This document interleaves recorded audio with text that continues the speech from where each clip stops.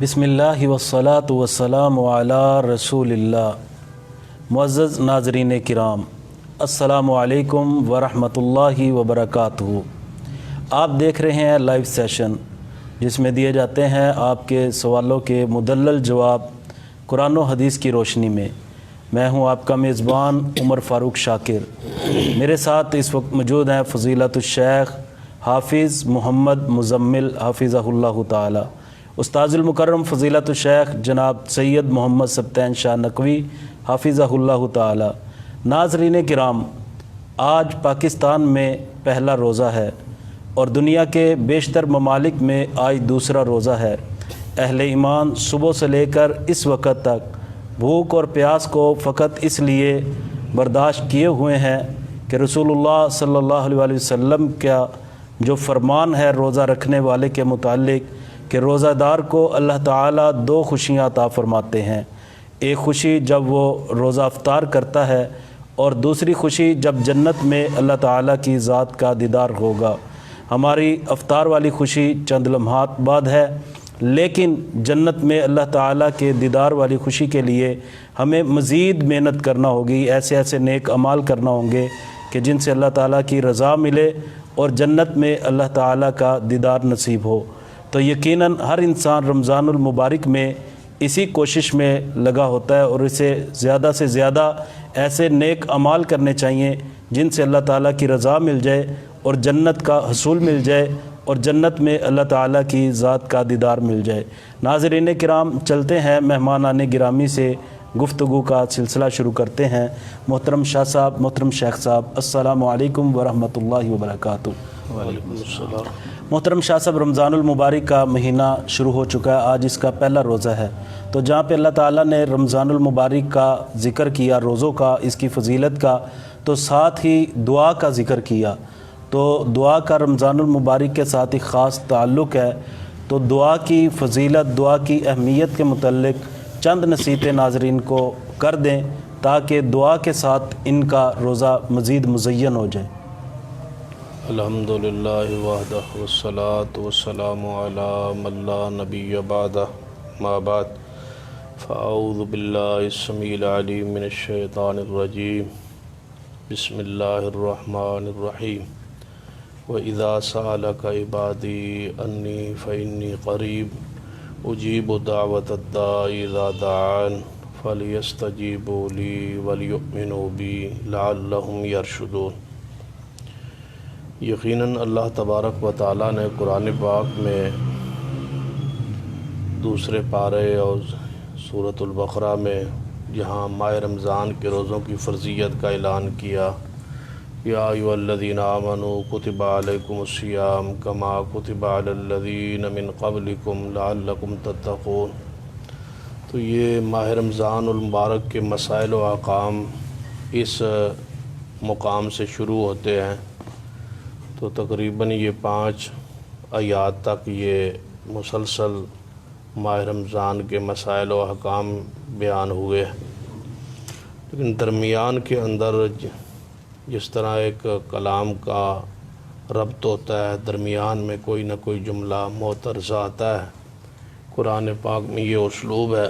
یہاں بھی ایسے ہی درمیان میں ماہ رمضان کے مسائل و احکام بیان کرتے کرتے، پہلے بھی احکام رمضان ہے اور بعد میں بھی، درمیان میں یہ آیت مبارکہ ہے، وَإِذَا سَأَلَكَ عِبَادِي أَنِّي فَإِنِّي قَرِيبٌ، دعا کے حوالے سے کہ جب میرے بندے آپ سے یعنی محمد رسول اللہ صلی اللہ علیہ وسلم سے میرے بارے میں سوال کریں کہ ہمارا رب جو ہے وہ کہاں ہے اور کتنا ہم سے قریب ہے، تاکہ ہم اسے پکاریں، وہ اگر قریب ہے تو آہستہ پکاریں، دور ہے تو ہم جو ہے اونچا پکاریں، تو فرمایا کہ وہ سننے کے لحاظ سے، اپنے علم کے لحاظ سے تمہارے انتہائی قریب ہے جب بھی تم اسے پکارتے ہو۔ شرط یہ ہے کہ رسول رحمت صلی اللہ علیہ وسلم کی اطاعت ہو اور ساتھ ساتھ ایمان آپ کا درست ہو، تو اللہ تبارک و تعالیٰ تمہاری دعا جب بھی تمہیں اسے پکارو گے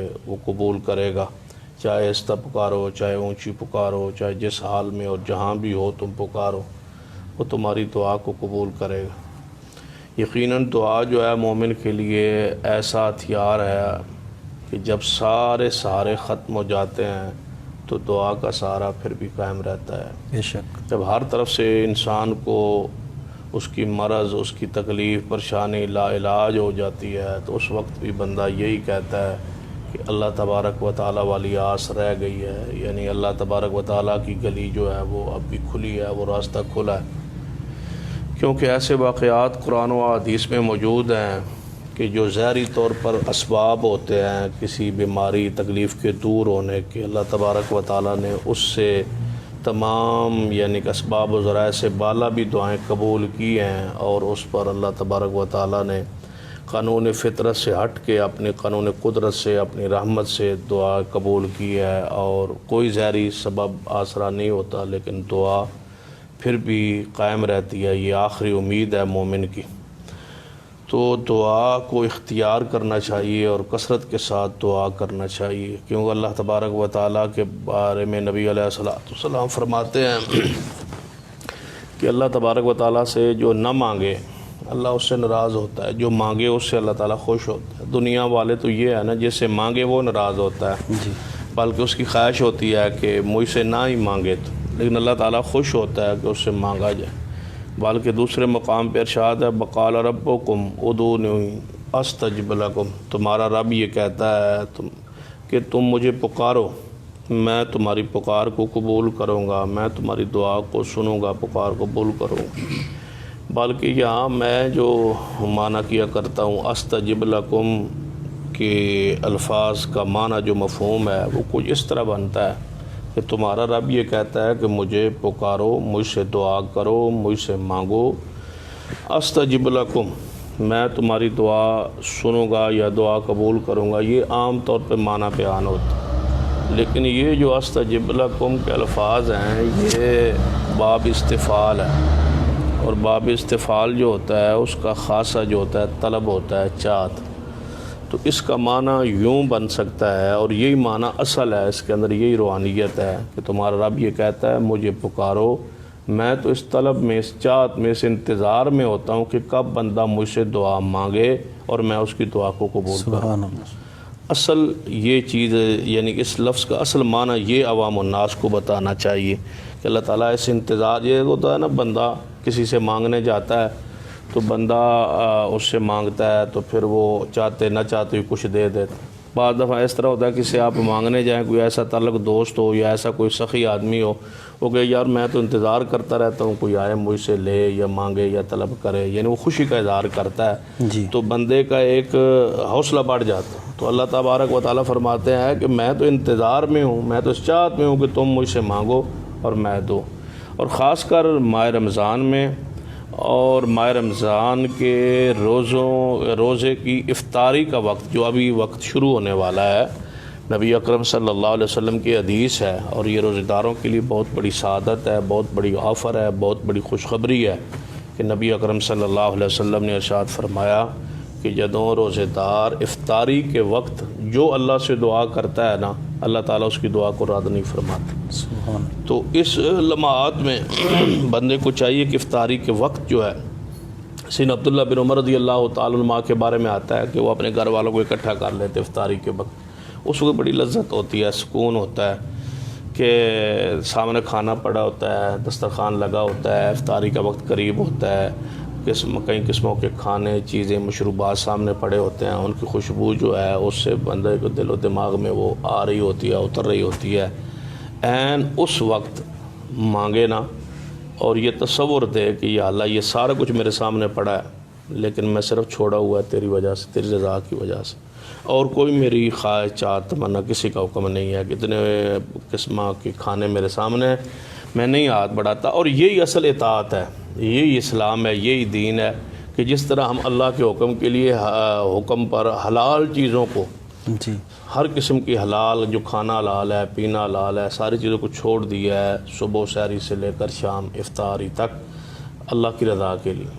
تو مومن کو چاہیے کہ اسی طرح ساری زندگی حرام چیزوں کو چھوڑ دے جس کو اللہ اس کے رسول نے اس پر حرام کیا ہے، یعنی حرام چیزوں سے ہمارا ہمیشہ روزہ ہوتا ہے، جی لیکن حلال چیزوں کو چھوڑنا اور سامنے چیزیں سارے پڑی ہوں، اس وقت بندہ دعا مانگ رہا ہو کہ یا اللہ یہ سب کچھ میرے سامنے پڑا ہے لیکن میں نہیں کھاتا کیوں، تیرا حکم ہے، تیرے رسول صلی اللہ علیہ وسلم کا حکم ہے، سارا دن میں بھوکا پیاسا رہا ہوں تیری رضا کے لیے، تجھے خوش کرنے کے لیے، تو مجھے پر راضی ہو جا اور دعا میری قبول فرما لے، تو اس وقت خوشخبری ہے کہ اس کی دعا رد نہیں ہوتی، ہر صورت میں اس کی دعا قبول ہوتی ہے۔ یہ بشارت ہے نبی اکرم صلی اللہ علیہ وسلم کی۔ تو ہمیں چاہیے کہ آج پہلا روزہ ہے، اکثر ہمارے اس علاقے میں یا کئی علاقوں میں یا دوسرا روزہ ہے، خاص کر عرب ممالک میں یا دوسرے ممالک میں، تو ان کو چاہیے کہ افطاری کے عین وقت، ان کا تو وقت زیادہ ہوگا رہتا ہے ہماری نسبت، تو وہ دعا کریں، اور یہ دعا قبولیت کا چونکہ وقت ہے، اس وقت دعا کر لیں، ہو سکتا ہے ایسے روزے کی برکت سے، اسی دعا کی برکت سے اللہ تبارک و تعالی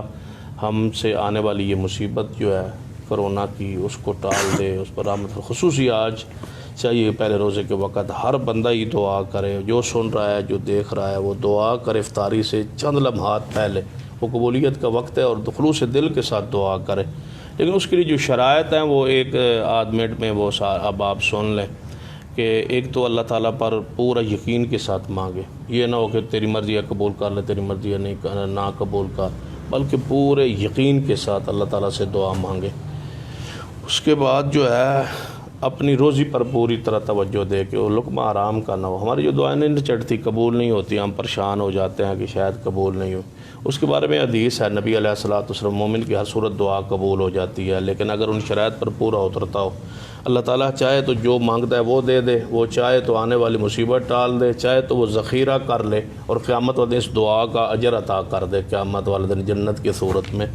تو بعض روایات میں یہ بھی آتا ہے قیامت والے دن بندہ یہ کہے گا جب اس کو دعاؤں کے بدلے ذخیرہ وہ کر کے اجر ملے گا نا، کہ دنیا میں میری کوئی دعا قبول ہی نہ ہوتی، آج مجھے یہی سب کچھ نعمتیں اور انعامات اللہ تعالیٰ عطا فرماتا۔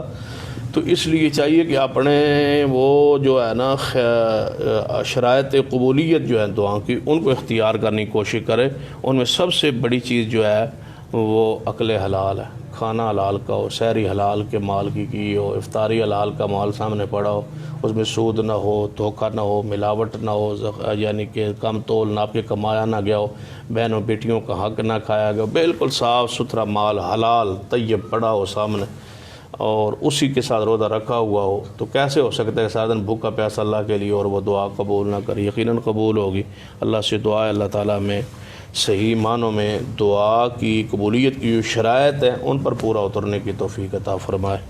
شیخ محترم، رسول اللہ صلی اللہ علیہ وسلم رمضان المبارک کے مہینے میں پہلے کی نسبت بہت زیادہ، جس طرح حدیث میں آتا ہے کہ تیز ہوا سے بھی زیادہ رسول اللہ صلی اللہ علیہ وسلم اللہ کے راستے میں خرچ کرتے تھے۔ تو صدقہ کرنے کے جو فوائد ہیں وہ آپ 5 فائدے ہمیں اس وقت آج کی اس نشست میں بتائیں، تاکہ خرچ کرنے والوں کو ایک رغبت بھی پیدا ہو جائے اور اللہ کے راستے میں خرچ کرنے کا ان میں ذوق بھی پیدا ہو جائے۔ اگر 6واں بھی ہو جائے تو کیڑا مسئلہ؟ جی انشاءاللہ۔ فائدہ ہی ہے۔ جی بسم اللہ الرحمن الرحیم، الحمدللہ والصلاۃ والسلام علی رسول اللہ، اما بعد فاعوذ باللہ من الشیطان الرجیم، بسم اللہ الرحمن الرحیم۔ یا ایہا الذین آمنوا انفقوا مما رزقناکم من قبل ان یأتی احدکم الموت، وقال اللہ تبارک و تعالی فی مقام آخر، یا ایہا الذین آمنوا انفقوا مما رزقناکم من قبل ان یأتی یوم لا بیع فیہ ولا خلۃ ولا شفاعہ، وقال النبی صلی اللہ علیہ وسلم اتقوا النار ولو بشق تمرۃ۔ برادر مکرم محترم جناب حافظ عمر فروغ شاکر صاحب حفظہ اللہ تعالی، آپ نے حکم دیا ہے کہ صدقے کی فضیلت کے متعلق صدقے کے چند فوائد ذکر ہو جائیں۔ حکم کی تعمیل کرتے ہوئے مطلق طور پر اللہ تعالیٰ نے حکم دیا ہے۔ جو 2 آیات میں نے آپ کے سامنے پڑھی ہیں، ایک کا آغاز تو یا ایھا الذین آمنوا سے ہوتا ہے، اور دوسرے مقام پر جو اللہ تعالیٰ نے سورۃ المنافقون میں ذکر کی ہے آیت، اس آیت کریمہ سے پہلے والی آیت میں یا ایھا الذین آمنوا، اور آگے ایک حکم ذکر کرنے کے بعد پھر دوسرا حکم اللہ کا یہی ہے، اور آگے دونوں آیات میں یہی الفاظ ہیں کہ انفقوا مما رزقناکم، اے لوگو جو ہم نے تمہیں رزق دیا ہے، اے ایمان کا دعویٰ کرنے والوں جو ہم نے تمہیں رزق دیا ہے اس میں سے کچھ خرچ کرو۔ جی کس چیز سے پہلے آگے پھر دو علیحدہ چیزیں بتلائی ہیں۔ ایک آیت میں فرمایا کہ اس دن کے آنے سے پہلے جس دن نہ تو کوئی خرید و فروخت ہوگی، نہ کوئی دوستی چلے گی، اور نہ کسی کی کوئی سفارش کر سکے گا۔ دوسری آیت میں فرمایا کہ موت کے آنے سے پہلے اپنی زندگی کے اندر اللہ کے راستے میں خرچ کرو، یہ اللہ تعالیٰ کا حکم آ گیا۔ جی اللہ تعالیٰ نے یہ جو حکم دیا ہے، اس حکم کی تعمیل اللہ کے رسول صلی اللہ علیہ وسلم اپنی ساری زندگی کرتے رہے ہیں۔ بے شمار ایسی احادیث ہیں کہ پورے سال کے اندر نبی علیہ الصلاۃ والسلام کے سامنے جب کوئی آ جاتا، سوال کرتا آ کر، کبھی ایسا مقام، ایسی حدیث آپ کو نہیں ملے گی کہ نبی صلی اللہ علیہ وسلم نے اس کا انکار کیا ہو کہ آپ کو نہیں دینا۔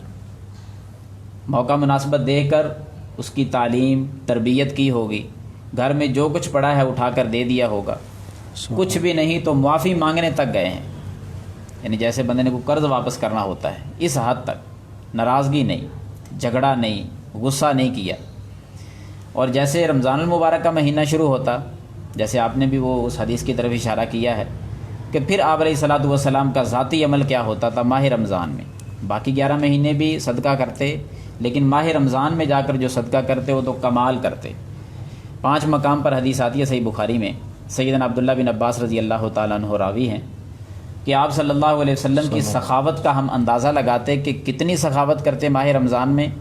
وہ فرماتے ہیں کہ تیز چلنے والی آندھی بھی نبی صلی اللہ علیہ وسلم کی سخاوت کا مقابلہ نہیں کر سکتی۔ سبحان اللہ، اتنی سخاوت کرتے آپ کہ آندھی بھی مقابلہ نہیں کر سکتی تھی۔ اور پھر ماہ رمضان میں آج پہلا روزہ ہے پاکستان میں، تو اسی بنیاد پر، اسی حوالے سے میں بھی تمام سامعین و ناظرین سے گزارش کروں گا کہ ہمیں بھی اسی حدیث پر عمل کرتے ہوئے اپنے رزق میں سے جو اللہ نے ہمیں دیا ہے، کیونکہ جب ہم پیدا ہوئے تھے تو ہمارے پاس تو لباس بھی نہیں تھا، سب کچھ اللہ نے دیا، اس اللہ کے دیے ہوئے مال میں سے ہم جتنا ہو سکے زیادہ سے زیادہ خرچ کریں۔ دور حاضر میں جو حالات لوگوں کے بنے ہوئے ہیں، کرونا وائرس کی وجہ سے لوگ پریشان ہیں، جی لاک ڈاؤن کی وجہ سے کاروبار سارے بند ہو چکے ہیں، لیکن اس کے باوجود بھی اللہ تعالیٰ کے ایسے بندے موجود ہیں دنیا میں جن کے پاس وافر مقدار میں رزق ہے، مال ہے، دولت ہے۔ انہیں چاہیے کہ وہ اپنے ان بھائیوں کا خیال رکھیں کہ جن کے پاس گھر میں پکانے کے لیے بھی کچھ نہیں ہے، شہری افطاری کے لیے کوئی چیز نہیں ہے۔ اس مہینے میں ہم اگر اس کا اہتمام کر لیں، اس انداز میں صدقہ خیرات کریں، تو یہ جو ہمارے ذہن میں ایک بات آ جاتی ہے نا کہ صدقہ کرنے سے مال کم ہو جائے گا، یہ بات ذہن سے آج نکال دیں کہ صدقہ کرنے سے مال کبھی کم نہیں ہوتا۔ جی سب سے بڑا فائدہ اور بنیادی فائدہ یہی ہے صدقے کا کہ صدقے سے مال کم نہیں ہوتا۔ یہ ہماری سوچ ہے کہ کم ہو جاتا ہے، یہ بات میں کہوں تو آپ شک کر سکتے ہیں، کوئی اور علاقے کا بڑا آدمی کہے تو شک ہو سکتا ہے۔ یہ بات جو ہے نا کہ صدقے سے مال کم نہیں ہوتا، یہ اس ذات نے کہی ہے کہ جس کی بات اللہ کی بات ہوتی ہے، اللہ نازل کرتے ہیں، نبی علیہ الصلوۃ والسلام فرما دیتے ہیں۔ بے شک اللہ کے رسول صلی اللہ علیہ وسلم کی حدیث صحیح مسلم میں ہے، آپ نے فرمایا کہ ما نقصت صدقۃ من مال، صدقہ کبھی بھی مال کو کم کرتا ہی نہیں۔ پھر صدقے سے مال ہوتا کیا ہے؟ ظاہری طور پر تو وہ کم ہوتا دکھائی دیتا ہے، لیکن خود اللہ تعالیٰ نے جو قرآن مجید میں بات ذکر کی ہے وہ بھی کمال درجے کی ہے۔ نبی علیہ السلام نے فرمایا کہ مال کم نہیں ہوتا، اللہ تعالیٰ نے فرمایا مال بڑھ جاتا ہے، تم کمی کی طرف سوچتے ہو، مال تو بڑھ جاتا ہے۔ من ذا الذی یقرض اللہ قرضا حسنا فیضاعفہ لہ ولہ اجر کریم، کون ہے جو اللہ تعالیٰ کو قرض حسنا دے، یعنی صدقہ دے، یہ قرض حسنا ہے اور اللہ اس کو ڈبل کر کے تمہیں دے دے گا، بڑھا چڑھا کر تمہیں عطا فرمائے گا۔ سورۃ تغابن میں اللہ تعالیٰ فرماتے ہیں کہ ان تقرضوا اللہ قرضا حسنا یضاعفہ لکم ویغفر لکم، کہ اگر تم اللہ کو قرض حسنا دو گے تو اللہ تعالیٰ تمہیں مال بھی بڑھا کر دے گا اور تمہارے گناہوں کو بھی معاف فرما دے گا۔ سبحان اللہ، گناہ معاف ہو جاتے ہیں، مال بڑھ جاتا ہے۔ دوسرا فائدہ صدقہ کرنے کا یہ ہے، ماہ رمضان روزہ رکھ کر بندہ صدقہ کرے تو اور بھی اجر بڑھ جاتا ہے۔ جس طرح نبی علیہ الصلوۃ والسلام کی سنت پر بھی عمل ہوگا کہ روزے کی حالت میں زیادہ سے زیادہ صدقہ کریں، بڑھ چڑھ کر صدقہ کریں، اللہ تعالیٰ انعامات سے نوازے گا اپنے بندے کو۔ مال کیوں نہ بڑھے، مال میں کمی کس طرح آ سکتی ہے؟ اللہ تعالیٰ نے ایسے ایسے کمالات لوگوں کے لیے رکھ دیے ہیں۔ اللہ کے رسول صلی اللہ علیہ وسلم کی حدیث ہے صحیح بخاری اور مسلم میں، ہم کسی کے لیے کوئی پریشان ہو نا تو آ کر اپنے پسندیدہ عالم سے، نیک آدمی سے، جسے وہ کہتا ہے کہ میں سمجھتا ہوں، اسے وہ دعا کی درخواست کرتا ہے کہ میرے لیے دعا کرنا۔ بڑی عظمت کی بات ہے کسی شخص کے لیے کوئی عالم دین دعا کرے، بے شک، اور اس کی خوش قسمتی کا کیا کہنا جس کے لیے بڑا عالم شیخ الحدیث کوئی دعا کرے، مفسر قرآن دعا کریں، اور اس آدمی کی فضیلت کا کیا کہنا جس کے لیے اللہ کے فرشتے دعا کر رہے۔ سبحان تو اللہ۔ یہی عمل ہے صدقہ، جس کی بنیاد پر اللہ تعالیٰ روزانہ کی بنیاد پر فرشتوں کو حکم دیتے ہیں کہ دعا کرو۔ نبی علیہ الصلوۃ والسلام نے فرمایا کہ ما من یوم یصبح العباد فیہ الا ملکان ینزلان، کہ روزانہ ہر صبح کے ٹائم 2 فرشتے اللہ تعالیٰ کی طرف سے اترتے ہیں زمین پر، اتر کر کیا کرتے ہیں؟ دونوں ایک ایک دعا کرتے ہیں۔ وَيَقُولُ أَحَدُهُمَا، ان میں سے ایک جو ہے نا وہ کہتا ہے کہ اللہم آت منفقا خلفا، اے اللہ جو تیرے راستے میں خرچ کرنے والا ہے اس کے مال کو اور بڑھا دے۔ مال کے اضافے کی دعا فرشتہ کر رہا ہے۔ اور دوسرا فرشتہ وَيَقُولُ الْآخَرُ، اور دوسرا فرشتہ جو دعا کرتا ہے وہ یہ کہتا ہے کہ اللہم آت ممسکا تلفا، اے اللہ جو مال کو جوڑ کے رکھتا ہے، کنجوسی دکھلاتا ہے، بخیل آدمی ہے، خرچ نہیں کرتا تیرے راستے میں، یا اللہ اس کا جتنا مال پڑا ہے اس کے مال کو تباہ و برباد کر۔ یہ فرشتہ کہہ رہا ہے اللہ تعالیٰ سے۔ اگر فرشتہ مال میں اضافے کی دعا کر رہا ہے تو ساتھ فرشتہ مال کو ختم کروانے کی دعا بھی اللہ سے کر رہا ہے۔ 2 قسم کے بندے ہو گئے اب، اللہ کے راستے میں خرچ کرنے والے اور نہ خرچ کرنے والے۔ اور پورے معاشرے میں اگر نظر دوڑائی جائے تو دنیا اسی چکر میں ہے ساری، کھانے میں، پہننے میں، جمع کرنے میں، کئی نسلوں تک جوڑ کر رکھنے کے چکر میں دنیا اسی میں لگی ہوئی ہے۔ حالانکہ اگر وہ حدیث یاد ہو، اذا مات الانسان انقطع عنہ عملہ، کتنی مشہور حدیث ہے کہ جب بندہ فوت ہو جاتا ہے اس کے سارے اعمال رک جاتے ہیں، منقطع ہو جاتے ہیں، سوائے 3 کے۔ وہ 3 کاموں میں سے جو پہلا ذکر کیا ہے وہ کون سا تھا؟ الا من صدقۃ جاریۃ، صدقہ جاریہ ہی موت کے بعد بھی کام آئے گا۔ یعنی صدقے کا ایک فائدہ یہ بھی ہے کہ زندگی میں تو کام آیا ہی آیا، موت کے بعد بھی صدقہ ہی کام آیا بندے جی، اور زندگی میں کتنا کام آیا، جیسے حالات بن جائیں، جو پریشانیاں آ جائیں، صدقہ اتنی مضبوط ترین چیز ہے کہ اگر اس کو مخفی انداز میں کیا جائے نا، تھوڑا سا بندہ چھپا لے، بعض دفعہ دکھلا کر صدقہ کرنا بھی بہتر ہوتا ہے، اس نیت سے کہ لوگ بھی ترغیب ہو صدقہ کریں گے، ترغیب کی نظر سے، اور بعض دفعہ وہ ریاکاری بن جاتی ہے، اس وقت وہ ہلاکت کا سبب ہے۔ اگر چھپا کر صدقہ کر دیا جائے تو جامع ترمذی کی حدیث نوٹ کریں اور اس میں دیکھیں کتنا بڑا فائدہ ذکر کیا ہے، ساری دنیا کے دکھ اور پریشانیاں ختم ہو جائیں اگر اس حدیث پر عمل ہو جائے۔ آپ علیہ الصلوۃ والسلام فرماتے ہیں اللہ نے جب زمین بنائی نا تو زمین کے اندر یہ ہلنے والا مادہ تھا، یہ مضبوط نہیں تھی، ڈولتی تھی زمین۔ اللہ نے اس کی مضبوطی کے لیے پہاڑوں کو پیدا کیا، پہاڑ بنا کر زمین میں گاڑ دیے، زمین مضبوط ہو گئی۔ فرشتوں نے پہاڑوں کو دیکھا کہ اتنی مضبوط مخلوق اللہ نے بنا دی ہے، پیدا کر دی ہے۔ اللہ سے سوال کیا کہ یا اللہ پہاڑ اتنے مضبوط ہیں، تعجب کیا۔ تو اللہ تعالیٰ نے فرمایا ہاں پہاڑوں کو میں نے اتنا مضبوط بنایا ہے کہ انہوں نے زمین کو ٹھہرا دیا ہے۔ فرشتے پوچھتے ہیں یا اللہ کوئی پہاڑوں سے مضبوط چیز بھی تو نے پیدا کی ہے؟ اللہ فرماتے جی ہاں میں نے لوہے کو اس سے بھی مضبوط بنایا ہے، لوہے کے ذریعے پہاڑوں کو، پتھروں کو توڑ دیا جاتا ہے۔ فرشتے پہلے سے بھی زیادہ تعجب میں آئے کہ یا اللہ لوہے سے بھی مضبوط کچھ ہوگا؟ جی آگ میں نے پیدا کی ہے جس کے اندر اتنی طاقت ہے کہ لوہا آگ میں ڈال دیا جائے پگھل جاتا تو ہے۔ لوہا پگھل جاتا ہے۔ فرشتے پہلے سے بھی زیادہ تعجب میں آئے، پھر سوال کرتے ہیں یا اللہ آگ سے مضبوط کوئی چیز؟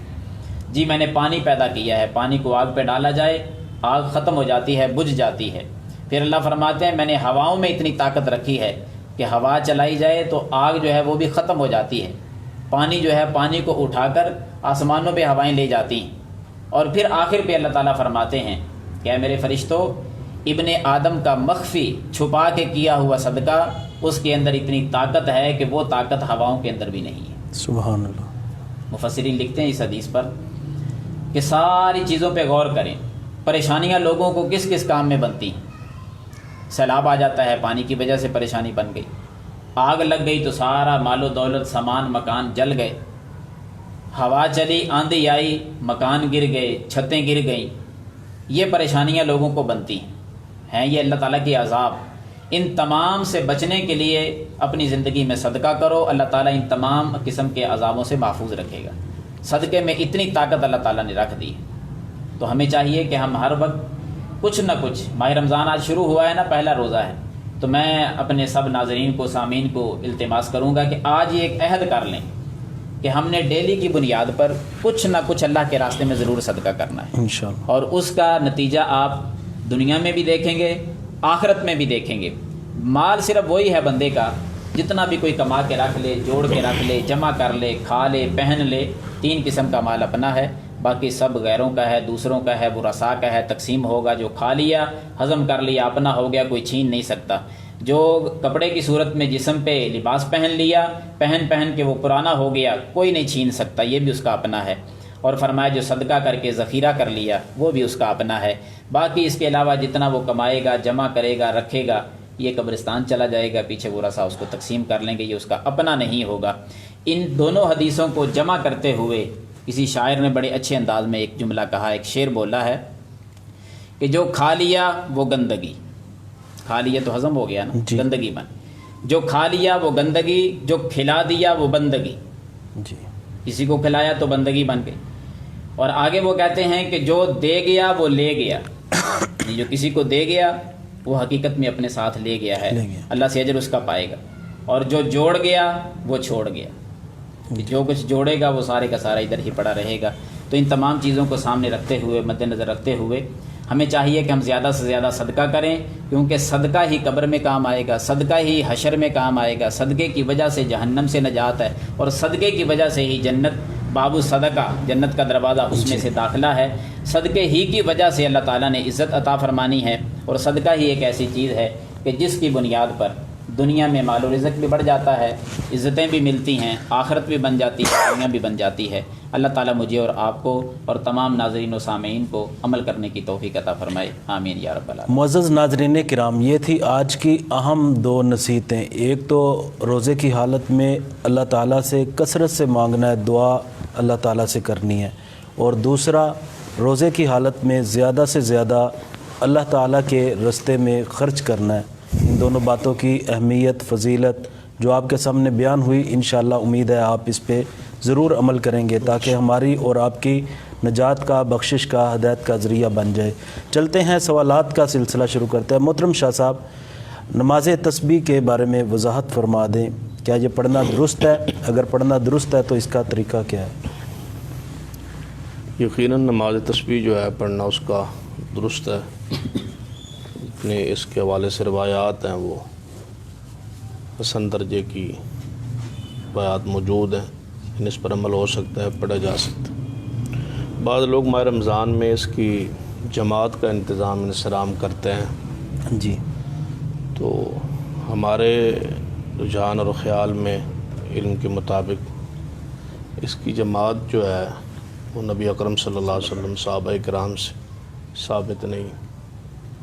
نبی علیہ الصلوۃ والسلام نے بھی اپنے چچا عباس رضی اللہ عنہ کو یہ سکھلائی تھی، اور وہ انفرادی طور پر ہی سکھلائی تھی، یعنی کہ جماعت کا انسلام سلف صالحین میں موجود نہیں۔ اگرچہ بعض علماء نے، چونکہ یہ نفلی عبادت ہے اور نفل کی نماز جو ہے وہ جماعت ہو سکتی ہے، تو عام روایات پر قیاس کر کے اس کی جماعت کی گنجائش نکالی۔ لیکن ہمارا رجحان یہ ہے کہ اس کی نماز کی حیت الگ ہے۔ مثلا امام اگر جماعت کرواتا ہے نماز تسبیح کی تو وہ جاری کروائے گا یا سری کروائے گا؟ ایک سوال تو یہ ہے، اس پر کوئی دلیل چاہیے، وہ موجود نہیں ہے۔ عام نفلی عبادات جو ہیں وہ رات کو اکثر جاری ہوتی ہیں، دن کو جو ہے وہ زیادہ نماز سری ہے۔ بعض نسخ میں یہ تطبیق دی ہے کہ دن کو پڑھائے گا تو سری ہوگی، رات کو پڑھائے گا تو جاری۔ پھر تیسرا اس پر جو کا سوال ہے کہ اس میں جو تسبیح پڑھی جاتی ہے وہ مقتدی بھی پڑھیں گے یا صرف امام ہی پڑھے گا؟ امام اگر جاری پڑھے تو پچھلے سری پڑھیں گے یا جاری پڑھیں گے؟ اگر سارے جاری شروع کر دیں تو وہ جماعت کیسے رہے گی؟ سارے سری شروع کر دیں تو پچھلوں کی تعداد پوری ہوئی ہے یا نہیں ہوئی، امام پہلے چلا گیا ہے۔ تو لہذا ان ساری چیزوں کو سامنے رکھتے ہوئے ہمیں جو بات سمجھ آتی ہے یہ انفرادی ہی ہے۔ اس میں 75 مرتبہ وہ کلمہ تسبیح جو ہے وہ ایک رکعت میں پڑھنا ہوتا ہے۔ تو 4 رکعت نماز کا نیت کریں، یعنی کہ دل سے یہ ارادہ ہو، زبان سے تو الفاظ نہیں حدیث میں منقول۔ نماز کو شروع کریں، سورۃ الفاتحہ پڑھیں، قرات کریں۔ جب قرات آپ کی حسب چاہت مکمل ہو جائے تو پھر وہ کلمہ تسبیح جو ہے سبحان اللہ والحمد للہ ولا الہ الا اللہ واللہ اکبر اللہ اکبر واللہ الحمد، یہ کلمہ جو ہے 15 مرتبہ وہاں پڑھیں۔ پھر رکوع میں چلے جائیں، تسبیحات جتنی چاہیں پڑھنا چاہیں پڑھ لیں، اس کے بعد 10 مرتبہ یہ کلمہ تسبیح رکوع میں پڑھیں۔ پھر آپ قومے میں کھڑے ہو جائیں، حمدن کثیرن پڑھنے کے بعد 10 مرتبہ اس کلمہ تسبیح کو پڑھیں۔ پھر آپ رکوع سجدے میں چلے جائیں، تسبیحات پڑھنے کے بعد آپ 10 مرتبہ پہلے سجدے میں پڑھیں، پھر اٹھ کے بیٹھ جائیں، جلسہ 2 دعا پڑھیں مسنون، پھر 10 مرتبہ یہاں پڑھیں، پھر دوسرے سجدے میں چلے جائیں، وہاں جا کے 10 مرتبہ تسبیحات کے بعد اس تسبیح کو پڑھیں، پھر اٹھ کے بیٹھ جائیں، جلسہ استراحت اس میں 10 مرتبہ پڑھیں، پھر دوسری رکعت کے لیے کھڑے ہو جائیں۔ اس طرح اپنی 4 رکعت کو مکمل کریں، 75 مرتبہ یعنی کہ ہر رکعت میں پڑھنا۔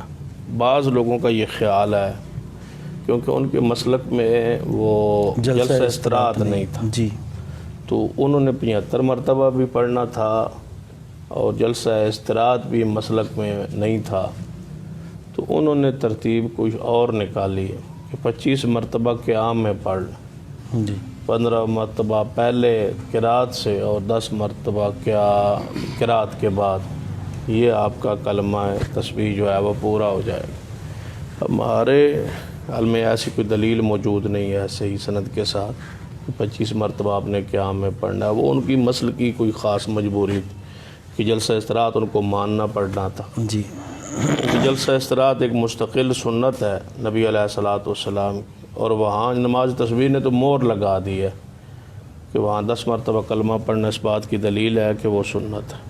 جی محترم شاہ صاحب، کیا ولی کی اور اجازت بات رہ گئی ہے تو شیخ صاحب آپ بیان۔ ٹھیک ہے۔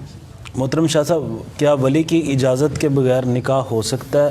ایک مسئلہ، اور دوسرا مسئلہ یہ ہے کہ والد کی موجودگی میں کوئی اور ولی بن سکتا ہے؟ یہ جو سوال ہے، ایک تو ہے ہو سکتا ہے، ہو تو گئے ہمارے ملک میں کئی ہو گئے پھرتے ہیں، اور گھر آباد ہو وہ لڑکیاں لے کے پھرتے ہیں۔ جو شریعت کی احکام ہے نا وہ بڑے اعتدال اور بڑے خوبصورت ہے۔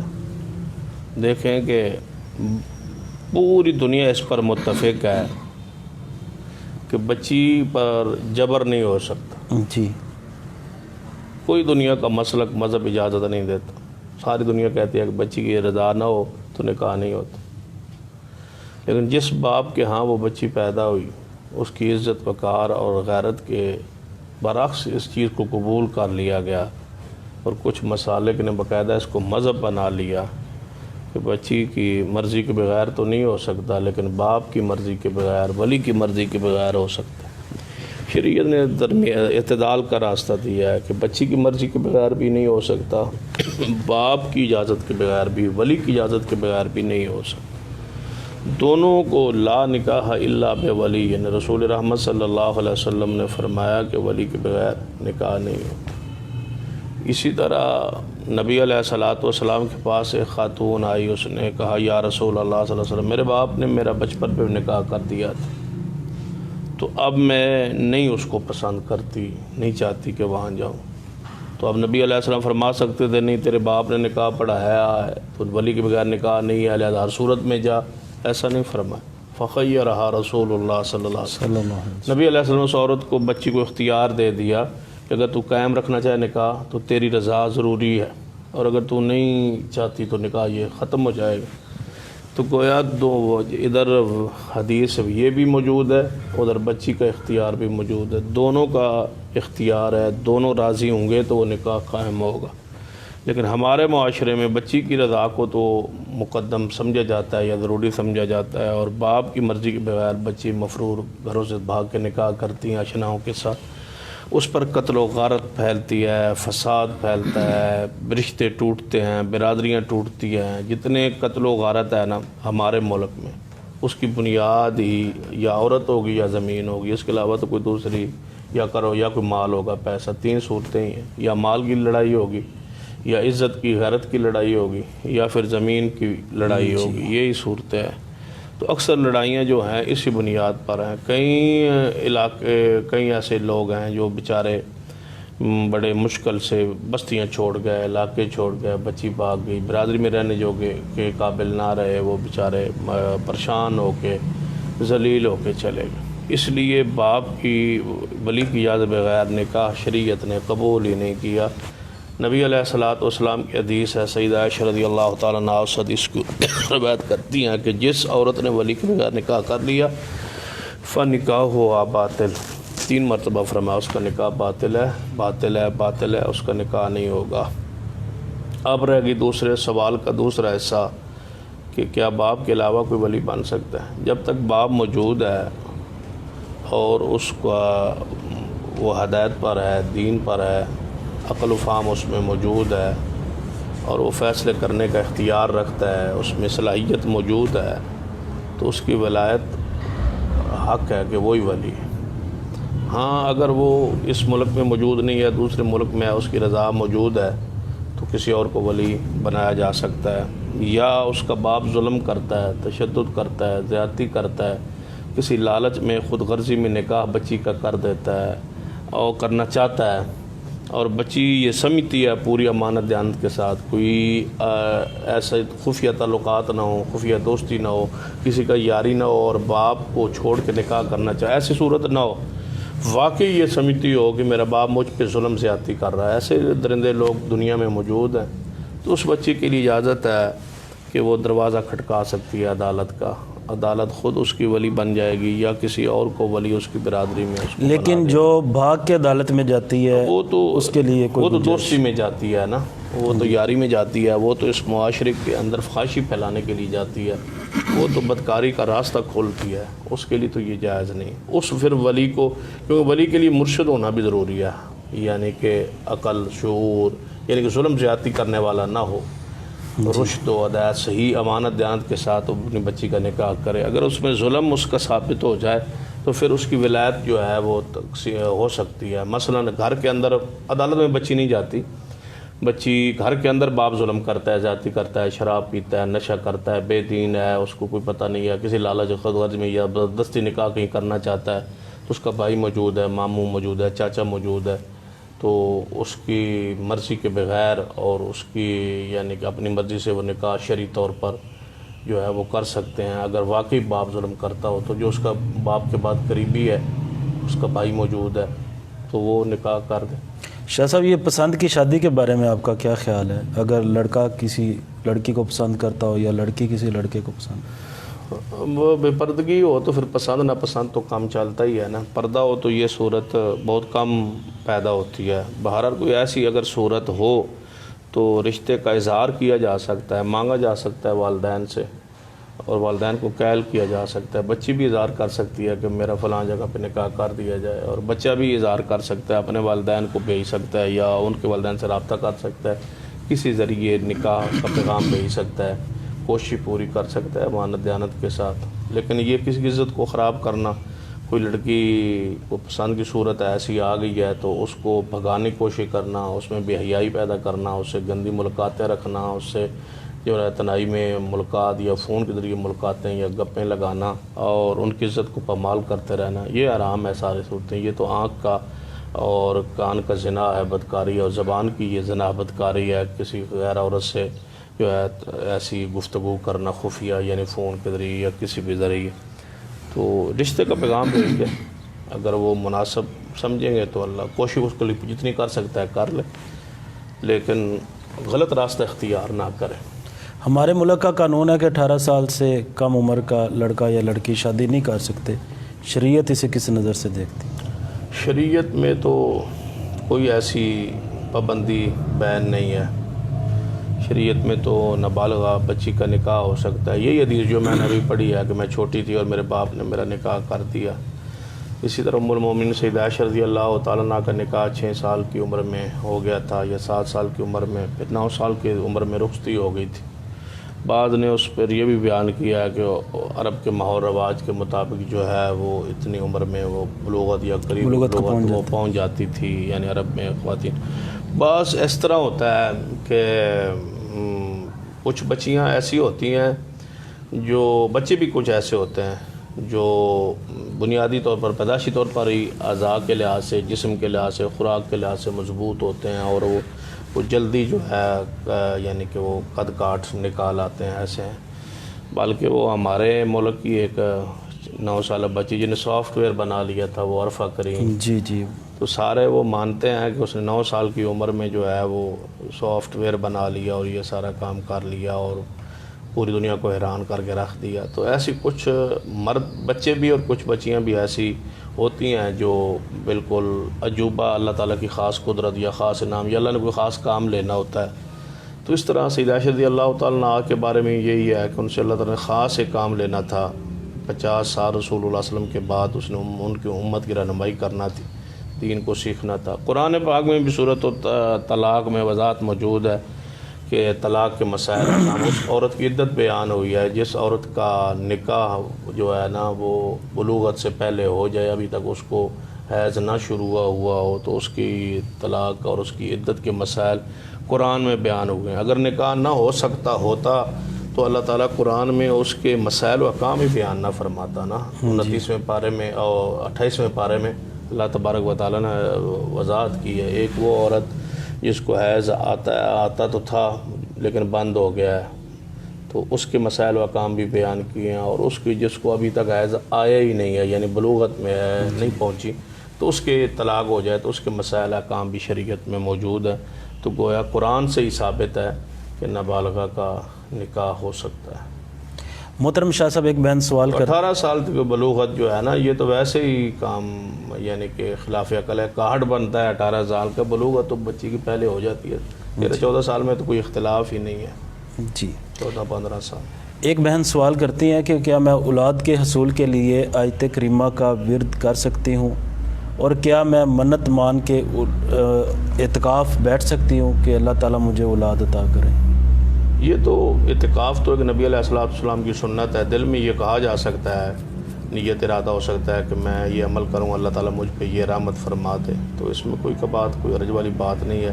اعتکاف کی منت بھی ہو سکتی ہے، روزوں کی منت بھی ہو سکتی ہے، کسی نیک عمل کی منت ہو سکتی ہے، عمرے کی ہو سکتی ہے، حج کی ہو سکتی ہے، تو لہٰذا اس پر کوئی قدغن پابندی نہیں ہے۔ اپنے دل میں یہ خواہش چاہت رکھ لے اور اس کے لیے اللہ تعالیٰ سے رک جائے اعتکاف، اور اعتکاف میں دعا کرے کہ یا اللہ میں تیری رضا کے لیے بیٹھے ہو، اس عمل کو بطور وسیلہ پیش کرے جس طرح دیگر حدیث میں موجود۔ اور منت ایسے بھی مانی جا سکتی ہے نا کہ مجھے اولاد ہوئی تو میں اعتکاف بیٹھوں؟ ہاں یہ بھی ہو سکتی ہے، اس میں بھی کوئی حرج نہیں کہ اللہ تعالیٰ مجھے یہ بخشے تو میں یہ کام کروں گی، اولاد کو وقف کر دوں گی، آپ اعتکاف بیٹھوں گی، روزے رکھوں گی، کوئی بھی نیک عمل جو ہے اس کی اعتکاف یعنی کہ نظر مانی جا سکتی ہے۔ کسی خاص آیت مبارکہ سے اپنے طور پر ہی یا کسی بزرگ نے بتایا ہے کہ اس آیت سے یہ آپ پڑھیں اور اللہ تعالیٰ رات عطا کر دے گا، وہ یہ کوئی ایسا مسنون معاملہ نہیں ہے کہ نبی علیہ السلام نے فرمایا ہوگا یہ آیت پڑھو تو بچہ ہوگا، لیکن کسی آیت مبارکہ کو پڑھنا اس ارادے نیت سے قرآن شفا ہے اور اللہ تعالیٰ مجھ پہ رحمت کرے گا، یا کسی بزرگ کا کوئی مجرب نسخہ ہے اس نے عمل کیا ہے اور اللہ تعالیٰ رحمت کر دیا ہے، تو کوئی بات نہیں ہے انشاءاللہ۔ محترم شاہ صاحب پہلے تشہد میں اور دوسرے تشہد میں بار بار انگلی کو حرکت دینا کیسا ہے؟ حدیث موجود ہے صحیح مسلم میں، سیدنا عبداللہ بن عمر رضی اللہ تعالیٰ عنہما فرماتے ہیں کہ نبی علیہ السلام جب تشہد میں بیٹھتے تو اپنے دونوں ہاتھ جو ہے وہ اپنے گھٹنوں پہ رکھ لیتے اور اس شہادت والی انگلی کو کھڑا کر لیتے، اور دوسری حدیث میں موجود ہے کہ نبی علیہ السلام درمیانی انگلی سے اس انگوٹھے کے ساتھ حلقہ بنا لیتے، اور حلقہ بنا کے جس طرح 53 کی صورت ہوتی ہے آپ اختیار کر لیتے، پھر اپنی انگلی کھڑی کر لیتے شروع سے ہی، اس حدیث سے یہ ثابت ہوتا ہے کہ شروع سے ہی کھڑی جائے، جب اذا قعد، جب بیٹھتے، حدیث میں یہی الفاظ ہیں۔ بعض لوگوں نے یہ کہا ہے کہ اشہد اللہ پر اس کو اٹھا لیں، لا الہ الا اشہد اللہ الہ الا اللہ کہنے کے بعد اس کو نیچے رکھ لیں، اس پر کوئی دلیل ہمارے علم میں موجود نہیں ہے، یہ کہاں سے شروع ہوا اور کس طرح شروع ہوا ہے۔ تو جب بھی بیٹھنا تشہد میں درمیانہ و آخری ہو تو آپ کی صورت یہی ہونی چاہیے کہ آپ نے اس انگلی کو کھڑا کر لیں، شہادت والی انگلی کو، اور اس کو تھوڑا سا ٹیڑھا کر لیں، یہ بھی حدیث میں موجود ہے۔ اور نبی علیہ الصلوۃ والسلام اس کے ساتھ دعا کرتے، تو دعا کب کی جاتی ہے تشہد میں؟ آخر پہ۔ تو حدیث میں آیا تھا کہ نبی علیہ السلام اس کے ساتھ دعا کرتے، یعنی انگلی کھڑی ہوتی دعا کر رہے ہوتے، تو دعا آخر پہ ہی ہوتی ہے نا، یعنی درود پاک کے بعد۔ تو اس حدیث سے یہی ثابت ہوا کہ آخر تک نبی علیہ الصلوۃ والسلام اس کو اٹھائے رکھتے، اور اشارہ کرنا بھی حدیث پاک میں موجود ہے کہ اس کے ساتھ اشارہ کرتے۔ تو دعا کے وقت جو ہے نا خاص کر اشارہ جو ہے اس وقت کرنا چاہیے، کہ نبی علیہ الصلوۃ والسلام کی حدیث میں ہے کہ دعا کرتے اشارہ کرتے، تو دعا کے وقت تک، آخر وقت تک اس کو ہلاتے رہنا، اشارہ کرنا، یہ بھی حدیث ثابت ہے، اس کو کھڑا رکھنا بھی حدیث سے ثابت ہے۔ شیخ محترم، ایک بھائی پاک پتن سے سوال کرتے ہیں کہ ہمارے کچھ رشتہ دار ہیں، ہم ان سے ہر ممکن نیکی اور احسان کرتے ہیں، اچھائی کی کوشش کرتے ہیں، لیکن وہ ہر وقت ہمارے لیے برا ہی سوچتے ہیں۔ ابھی کچھ دیر پہلے انہوں نے ہمارے خلاف ایک پرچہ بھی کروایا ہے، لیکن ہمارا دل پھر بھی نرم ہے۔ اب رمضان المبارک آ گیا ہے، ہم نمازیں پڑھتے ہیں، روزے رکھتے ہیں، لیکن ہمیں یہ فکر پھر بھی رہتی ہے کہ ان کی ناراضگی کی وجہ سے شاید ہماری نمازیں اور روزے قبول نہ ہوں۔ تو اس بارے میں وضاحت کر دیں کہ کیا ہمارے لیے اس میں کیا حکم ہے؟ بعض دفعہ اس طرح خاندانوں کی اور برادریوں کے جھگڑے ایسے ہوتے ہیں جی، کہ جو جب تک دونوں طرف کی بات نہ سنی جائے اس وقت تک کوئی فیصلہ ایسا نہیں کیا جا سکتا۔ نہیں کیا جا سکتا۔ اگر تو جس طرح بھائی نے سوال میں پوچھا ہے، اگر تو معاملہ ایسا ہی ہے کہ انہوں نے کوشش بھی کی، بعض اوقات اس طرح ہوتا ہے، بندہ خود غلط ہوتا ہے لیکن اپنے آپ کو درست سمجھ رہا ہوتا ہے۔ ایسے ہی ہوتا ہے۔ اگر تو انہوں نے ایسے ہی جیسے کہہ رہے ہیں واقعتاً ایسے جی، کہ یہ صلح کی کوشش کرتے ہیں، وہ کیس کرنے پہ چلے جاتے ہیں، اب دونوں کو بٹھایا جائے، دیکھا تو پوچھا جائے کہ اتنا سنگین معاملہ کیوں ہو گیا، کہ یعنی وہ پاگل ہوں گے نا بھائی، یہ صلح کرتے ہیں اور وہ کیس کرتے ہاں ہیں۔ جی، اب کہاں ہے کہ کوئی بندہ صلح کرنا چاہے، حقیقی بات ہے کہ کوئی صلح کرنا چاہے، یہ ممکن نہیں ہے کہ بالخصوص ہمارے پنجاب میں یہ ممکن نہیں ہے کوئی بندہ صلح نہ کرے۔ جی جی جس کے گھر چلے جائیں، دو چار بڑے آدمی ساتھ چلے جائیں، صلح تو ہو جاتی۔ جی جی پھر بھی اگر وہ صلح نہیں کرتا تو اصل صلہ رحمی یہی ہے، جیسا کہ پہلے بھی ہم ایک پروگرام میں یہ بات ذکر کر چکے ہیں کہ جو رشتہ داری کو توڑے اس کے ساتھ جوڑنے کی پوری کوشش کی جائے، اصل صلہ رحمی یہ ہے۔ جی تیسری بات یہ ہے کہ اگر واقعتاً معاملہ پھر بھی ایسا ہی ہے کہ وہ ایسا ہی سلوک کر رہے ہیں، یہ جوڑنے کی کوشش کرتے ہیں، وہ توڑنے میں لگے ہوئے ہیں، تو پھر اللہ کی طرف سے مدد آتی رہے گی، ان کو تو پریشان ہونے کی ضرورت ہی نہیں۔ نمازیں اور روزے حدیث ہے نا قبول۔ کہ اللہ ایک مددگار بھیجتا رہے گا، ان کی مدد ہوتی رہے گی، وہ نقصان نہیں پہنچا سکیں گے۔ رہا معاملہ نماز کا، روزے کا، تو یہ آج نہیں سوال کرنا چاہیے تھا کہ ہمارے روزے قبول ہو رہے ہیں، ہماری نمازیں قبول ہو رہی ہیں، نہیں، کیونکہ نمازیں تو پہلے بھی فرض تھیں۔ جی جی اس وقت بھی یہ فکر لاحق ہونی چاہیے تھی نا کہ نمازوں کا کیا بنے گا، دیگر نیکیوں کا کیا بنے گا۔ وہ واقعتاً حدیث ہے، صحیح مسلم میں بھی ہے، دیگر کتابوں میں بھی ہے کہ 3 دن سے زائد اگر ناراضگی ہوئی، اس میں صلح نہ کی، تو پھر ان کے اعمال نہیں قبول ہوں گے، کوئی بھی عمل قبول نہیں ہوگا۔ اور اگر یہ 3 دفعہ صحیح معنوں میں دلی طور پر صلح کا پیغام بھیج چکا ہے، پوری کوشش کر چکا ہے کہ ہم صلح کریں، 3 دفعہ کوشش کرنے کے بعد بھی وہ صلح پہ نہیں ایگری ہوتے، تو پھر ان پر کوئی گناہ نہیں ہوگا، ان کی نمازیں، روزے، زکوٰۃ، صدقات سب کچھ اللہ کے ہاں قبول ہوگا انشاءاللہ۔ جی محترم شاہ صاحب، اگر کسی نے کسی کو پیسے ادھارے دیے ہیں، قرض دیے، 1 سال ہو گیا، اب وہ زکوٰۃ جس کو قرض دیا ہے وہ دے گا یا جس کے پیسے ہیں وہ زکوٰۃ دے گا؟ پیسے تو وہی دے گا جس کے پیسے ہیں، زکوٰۃ اس نے قرض حسنہ لیا ہوا ہے، اس کا معاملہ الگ ہے، یہی اس کی زکوٰۃ دیں گے۔ مؤخر کر دیں زکوٰۃ، جب پیسے ملیں تو پھر دے دیں، یہ ہو سکتا ہے، مؤخر کی جا سکتی ہے۔ اگر یقینی ہے کہ مل جائیں گے تو دیتا رہے اپنی نقدی میں سے، کہ اس کو اپنی نقدی شمار کرے، جی اور سمجھتا ہے کہ نہیں تاخیر بھی ہو سکتی ہے، یا میرے پاس نہیں ہے پیسے کہ میں اپنے پاس زکوٰۃ بھی دوں، تو جب تک وہ نہیں ملتے اس کو مؤخر کرے، جب ملیں گے پھر اکٹھی دے دے زکوٰۃ، جتنے سال رکے رہے۔ شاہ صاحب سوال ہے، کیا امام مسجد کو عشر دے سکتے ہیں؟ امام مسجد کو عشر اگر وہ ان لوگوں میں شامل ہے جن پر زکوٰۃ لگ سکتی ہے، یعنی مسکین ہے، غریب ہے، تو حقدار ہے، مستحق ہے، تو اس کو عشر تو دیا جا سکتا ہے، لیکن صرف اس وجہ سے نہیں دیا جا سکتا کہ وہ امام مسجد ہے، یعنی امام مسجد کی بنیاد پر نہیں دیا جا سکتا اس کو عشر، اگر ان کا شمار ایسے لوگوں میں ہے کہ جو مستحق لوگ ہیں، یعنی کہ اگر جماعت اتنی کمزور ہے، بے حس ہے، بے فکر ہے اور لاپرواہ ہے، لیکن شاہ صاحب جو عشر دے سکتے ہیں وہ اچھی تنخواہ بھی تو دے سکتے ہیں۔ وہ ان میں کوئی غیرت والی چیز نہیں ہے، وہ گن رہا ہوں نا ساری چیزیں، یعنی اگر وہ جماعت لاپرواہ ہے، سست ہے، کاہلی کا شکار ہے، ان میں غیرت کا مادہ بالکل ختم ہو گیا ہے، وہ اپنے امام کے حقوق کو نہیں پہچان رہے، اس کو تنخواہ، اس کے وظائف کا خیال نہیں رکھ رہے، عشر کے مسئلے پوچھ رہے ہیں اور اپنے امام کو تنخواہ دے نہیں سکتے، ٹھیک ہے، تو ایسے کنجوس اور ایسے بخیل لوگوں کو چاہیے کہ وہ اس کو تنخواہ دیں اچھی، تاکہ وہ اس لائق نہ رہے، مستحقین میں نہ رہے۔ اور اگر کوئی ایسی بے حس لوگ ہیں تو پھر عشر تو وہ لے گا بیچارہ۔ شاہ صاحب اس دور میں خطیب اور امام کی کتنی تنخواہ ہونی چاہیے؟ ایک تو ہے ویسے یعنی کہ ظاہر بات ہے یہ کوئی پیشہ اور کاروبار تو ہے نہیں، لیکن وہ سب کچھ چھوڑ کے اللہ کی رضا کے لیے، اللہ کے گھر کے لیے وقف ہو جاتے ہیں، تو ان کی خدمت کس انداز میں؟ آپ ہی بیان کر دیں کتنی ہونی چاہیے، باقی مسئلہ تو آپ نے بیان کر دیا ہے۔ تنخواہ اس کی کتنی ہونی چاہیے؟ تنخواہ اگر میں اس کو یعنی کہ فکس کروں گا نا تو لوگ اس کو مذاق کے طور پہ ہی لیں گے، سنجیدہ نہیں لیں گے، کیونکہ یہ ہمارا شعبہ ہے نا، لوگ اس کو مذاق سمجھیں گے۔ جی، مسئلہ یہ ہے کہ وہ مسجد کی اصل ضرورت ہے، اس رنگ سے مسئلہ سمجھانے کی کوشش کرتا ہوں تھوڑے وقت میں، کہ وہ مسجد کی اصل ضرورت، امام، قالین، پنکھے اور ٹائلیں اور جتنی چیز ضروریات مسجد ہیں، ان میں سے سب سے بڑی بنیادی ضرورت امام ہے۔ جی،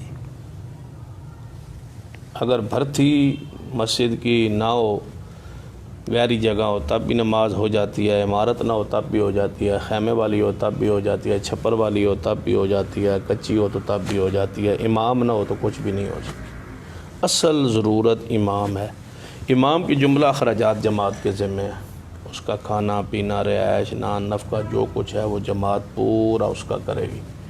اس کے آگے اولاد ہے، اس کے اخراجات ہیں، اس کی بچیاں ہیں، اس کے اخراجات ہیں، ان کی شادیاں، ان کے معاملات ہیں، بچے کے آگے شادیاں، بچیوں کی، اس کے بعد ان کے آگے معاملات سارے کے سارے جماعت کے ذمے ہیں، جب تک وہ اپنے پیروں پہ اولاد اس کی کھڑی نہیں ہو جاتی، پھر بھی اس کو وظیفہ دیتے رہنا چاہیے۔ اور اس کے بعد یعنی اتنا وظیفہ ہو جس سے جتنا اپنا ہی وہ جماعت والے خود لوگ، مسجد کا جو صدر ہے، مسجد کا جو منتظمین ہیں، جتنے ان کے اخراجات ہیں نا، اس کے مطابق امام کے اخراجات بھی اس کا خیال رکھنا چاہیے، اس کی دوائی کا، اس کے علاج معالجوں کا۔ یہ نہ ہو کہ وہ بچیوں کی شادی ہو تو وہ صدقہ مانگ رہا ہو، خیرات مانگ رہا ہو، کوئی کسی کو کہے مجھے بکسا دیں، کسی کو کہے کوئی چیز دیں، کسی کو کہے مجھے پیسے دیں، صدقہ نہ مانگے، خیرات نہ مانگ رہا ہو۔ اس کو جملہ اخراجات جماعت یہ کرے کہ 2 بچیاں ہیں تو وہ قوم کی ہیں، وہ جماعت کی بیٹیاں ہیں، اس کی جتنی بیٹیاں ہیں وہ جماعت کی ہیں نا، تو جماعت کو چاہیے ان کو اخراجات ادا کرے، ان کی تعلیم کے، تربیت کے، معاملات کے اخراجات ادا کرے۔ اس پر 10,000 خرچ ہو، اس پر 30 ہو، 40 ہو، 50 ہو، 60 ہو، لاکھ ہو، 1.5 ہو، جتنا ہو وہ جماعت کے ذمہ ہے۔ جماعت کو چاہیے کہ اس کے سارے اخراجات اس کو بے فکر کر دیں کہ آپ کی کمائی ہماری ہے۔ صدر جو ہے اس کو چاہیے کہ اپنے کاروبار میں سے 10%، 15% جتنا حصہ ممکن ہے وہ اپنے کاروبار میں مسجد کے لیے وقف کر دے، اور نیت یہ ہو کہ یہ مسجد کے امام کی ہے، جتنی اس کی آمدن ہو۔ مثلا اس کے صدر کی کافی، یہ کمیٹی کی کافی کاروبار ہے نا، 2 ہیں کاروبار، 3-4 بندے ہیں ان کے کاروبار ہیں، سارے 10-10% رکھ دے نا کاروبار میں حصہ مسجد کا، اور مسجد کے خطیب کا، اس نیت سے کہ مسجد کا جو خطیب ہوگا اس کی بچوں کی، اس کے گھر کی پوری کفالت ہم ادا کریں گے۔ لیکن نبی علیہ الصلوۃ والسلام کے لیے اللہ نے مال خمس کو معین کر دیا تھا کہ یہ رسول اللہ صلی اللہ علیہ وسلم کا، ان کے رشتہ داروں کا، اس کے قرابت داروں کا، یہ باغ فتح کے جو مسائل ہیں یہ سارے نبی علیہ الصلوۃ والسلام۔ پھر سیدنا صدیق عمر نے یہی فرمایا تھا کہ آپ کے اخراجات ادا ہوتے رہیں گے، رسول اللہ صلی اللہ علیہ وسلم کے بعد بھی آل بیت کے اخراجات وہ اس باغ فتح کی آمدن سے ادا ہوتے رہے۔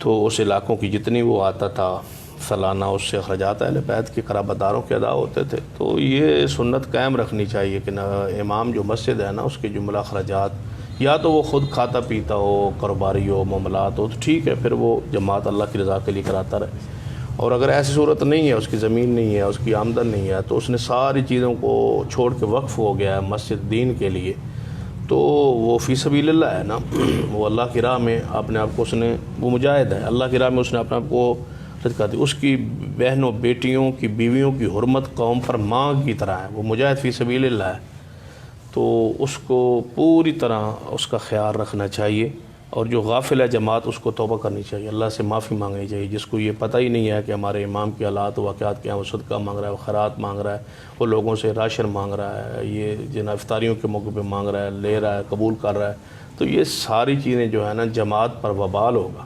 پوری جماعت کو چاہیے کہ وہ اس کے خرچ اخراجات کی ذمہ داری پوری کرے، وگرنہ قیامت والا دن حالات جو ہے نا ان کے خلاف ہوں گے اور وہ امام ان کے گربانوں کو پکڑے گا۔ محترم شاہ صاحب، ہمارے اٹلی سے ایک بھائی ہیں عبدالرزاق محمدی صاحب، انہوں نے ایک بڑا اچھا کام شروع کیا ہے کہ وہ ایک مشن لے کے چلے ہیں، ایک تحریک کہ جو سٹیج ہے اس پہ سنجیدگی آنی چاہیے، جو پہلے تھی صرف قرآن و حدیث اور وہ بھی منہج سلف کی طرح اسلاف کے طریقے کے مطابق قرآن و حدیث ہی بیان ہونا چاہیے، یہ لطیفے اور یہ ہنسانہ اور یہ جگتیں ٹک ٹاک اس طرح کی جتنی بھی صورتیں ہیں یہ نہیں ہونی چاہیے۔ اس پہ آپ اپنا کچھ ریکارڈ کروا دیں۔ اس میں کوئی دوسری رائے نہیں ہے، تمام علماء کرام کا یہ تقریباً متفقہ ہی ہے بات، کوئی اس میں دوسری رائے نہیں ہے، اسٹیج پر انتہائی سنجیدگی ہونی چاہیے۔ دوسری بات ہے کہ اصل کام جو ہے نبی رحمت صلی اللہ علیہ وسلم کا وہ دعوت اللہ ہی تھا، وداعیا الی اللہ باذنی وسراجا منیرا، کہ آپ داعی الی اللہ تھے، کنتم خیر امۃ اخرجت للناس تأمرون بالمعروف وتنہون عن المنکر ومن احسن قولا ممن دعا الی اللہ۔ تو یہ ذمہ داری ہے نبی اکرم صلی اللہ علیہ وسلم کی، جو بنیادی بعثت کے مقاصد تھے وہ یہی تھے، لقد من اللہ علی المؤمنین اذ بعث فیہم رسولا من انفسہم یتلو علیہم آیاتہ ویزکیہم ویعلمہم الکتاب والحکمہ وإن كانوا من قبل لفی ضلال مبین۔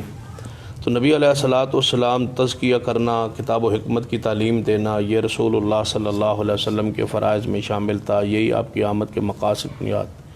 ہمارے ہاں افسوس یہ ہے کہ ہم نماز میں بڑے سنجیدہ ہیں اور ایک سنت کا خیال رکھتے ہیں، روزے کے حوالے سے، حج کے حوالے سے، عمرہ کے حوالے سے، زکوٰۃ کے حوالے سے چھوٹے چھوٹے مسائل پوچھتے ہیں، لیکن یہ دعوت ایک اہم ترین جو ہے وہ ذمہ داری ہے، اس کو ادا کرتے ہوئے اپنی مرضی، ہر کوئی اپنی رائے کے مطابق، اپنے فہم کے مطابق، اپنی انداز کے مطابق وہ بیان کیے جا رہا ہے، اس میں کوئی جو ہے لطیفے یا اس طرح کی جھوٹی باتیں گڑ گڑ کے بیان کر رہا ہے جس کی کوئی حقیقت نہیں ہوتی۔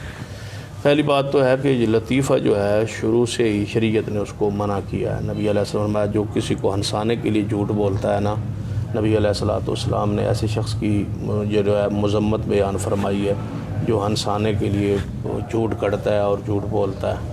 تو ہمارے اسٹیجوں پر اکثر یہی ہوتا ہے کہ لطیفہ ایک گڑا یا مشہور ہوتا ہے عوام میں تو اس کو اسٹیج پہ لے آئے، اس سے پوری طرح اعتراض کرنا چاہیے اور بچنا چاہیے۔ جو موجودہ ہمارا اسٹیج ہے اس میں جتنی سنجیدگی ہو، کہ آل الحدیث کی اسٹیج کی جو سنجیدگی زینت تھی اور لوگ اس کو مثال دیا کرتے تھے، اور ہمارے اسلاف اہل حدیث اور غیر اہل حدیث میں یہ فرق ہے، یہ فرق تھا۔ اور دوسری بات یہ ہے کہ ہمارے اسلاف جو تھے، قابرین خطباء کرام تھے، ان کے کتاب آپ سن لیں، خطباء کی بات کرتا ہوں نا زیادہ، یہ بات علماء کرام کی طرف سے تو نہیں ہے، یہ زیادہ خطباء کی طرف سے، یعنی کہ ہمارے فیلڈ سے متعلقہ سوال ہے۔ ہمیں احساس کرنا چاہیے کہ ہم خطباء ہیں اور جن کے ہم وارث ہیں وہ بڑی شخصیات، حضرت یزدانی شہید رحمۃ اللہ علیہ کے آپ تقریر سن لیں، وہ ایک لفظ پر پورے قرآن آیات کو لے آتے، تیاری کر کے آتے، پڑھتے سناتے۔ مولانا حضرت اسلام حافظ اللہ شکوری رحمۃ اللہ علیہ، شیخ القرآن مولانا غیر سنجیدہ خطیب کی گفتگو کو وہ نہیں بیان کرنے دیتے تھے اور نہیں سنتے تھے، اور اس پر رد بھی کرتے تھے، اور نجی محفلوں میں بھی میری ان سے کافی ملاقاتیں تھیں ہوئی، یہاں میرے پاس تشریف بھی کئی دفعہ لائے اور رہے، راتیں بھی رہے ایک دو دفعہ، تو اس پر غم زدہ ہوتے تھے کہ فلاں خطیب جو ہے وہ سنجیدہ گفتگو نہیں کرتا، فلاں نہیں کرتا۔ اس وقت اگر کوئی ایسا اکا دکا اس وقت تھے، اب تو ہم زیادہ ہو گئے ہیں اسٹیج پہ، یہ چیزیں زیادہ ہو گئیں، بلکہ اس کو بطور فیشن اپنا لیا گیا ہے۔ تو اس لیے میں نصیحت ہی کروں گا، کوشش بھی کرتا ہوں، ساتھیوں کو قائل کرنے کی کوشش کرتا ہوں، خطباء کرام سے بھی گزارش کروں گا کہ ایک تو لطیفوں سے اپنے آپ کو پوری طرح اس سے پرہیز ہو. دوسری گزارش یہ ہے کہ کوئی ایسی بات نہ ہو, کوئی ایسا جملہ نہ ہو جو کسی فلم سے یا کسی ڈرامے سے یا کسی چیز سے لیا گیا ہو اور اس کو سٹیج کی زینت بنایا جائے تاکہ لوگ استہزاء کریں, مذاق کریں ہمارے مسلک کا, ہمارے منہج کا. پوری طرح امانت دیانت کے ساتھ اس کو پیغمبر علیہ الصلوۃ والسلام کی وراثت سمجھ. ہاں مزاح ہوتا تھا نا کئی تقاریر میں, حضرت شیخ القرآن رحمۃ اللہ علیہ کی تقریروں میں کچھ نہ کچھ مزاح کی صورت آپ کو ملے گی, لیکن اس میں سنجیدگی بھی ہوتی تھی اور اس میں بھی کوئی نہ کوئی مسلک کی دعوت ہوتی تھی. جی میں اس کی آپ کو ذرا ایک دو مثالیں سنا دیتا ہوں. جی یعنی کہ ایسے جو مزاح ہوتے تھے نا تو اس میں کوئی نہ کوئی حکمت بھری بات ہوتی تھی. تو مثلاً کوئی مزاح کے طور پہ وہ کہہ دیتے کہ آپ کہتے ہیں قبر والے سنتے ہیں, قبر والے جو ہے ہماری دعا پکار یا ہماری حالت کیفیت کو جانتے ہیں, دیکھتے ہیں, سنتے ہیں.